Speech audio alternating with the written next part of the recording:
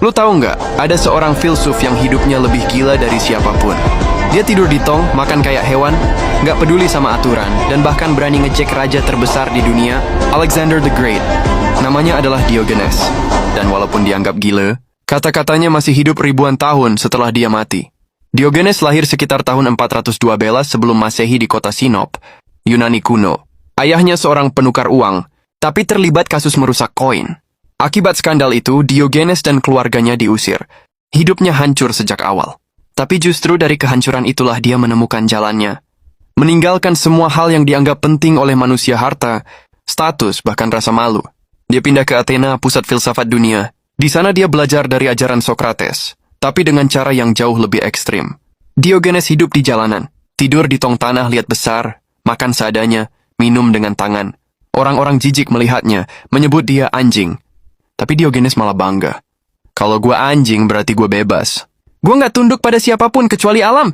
Filsafatnya disebut cynicism atau sinis, dari kata kinikos artinya anjing.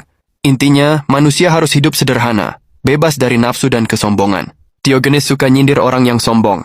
Dia pernah jalan keliling kota siang bolong sambil bawa lentera. Orang-orang heran, ngapain siang bawa lampu? Jawabannya, gue lagi nyari manusia sejati, tapi susah banget nemu di sini. Lalu ada juga kisah legendaris tentang dia ngejek Plato. Plato mendefinisikan manusia sebagai hewan berkaki dua tanpa bulu. Besoknya Diogenes datang ke Akademi Plato bawa ayam botak bulu dicabut semua. Dia lempar ayam itu ke tengah ruangan lalu bilang, inilah manusia menurut Plato. Satu ruangan ketawa, dan sejak itu definisi Plato harus ditambah. Manusia adalah hewan berkaki dua tanpa bulu, dengan kuku datar. Kisah paling terkenal terjadi ketika Alexander the Great, penakluk dunia yang masih muda, datang ke Athena. Dia dengar cerita tentang seorang filsuf gila yang tidur di tong dan penasaran. Alexander dengan semua tentaranya berdiri di depan Diogenes. Dia berkata penuh wibawa, "Aku Alexander. Apa yang bisa kulakukan untukmu?"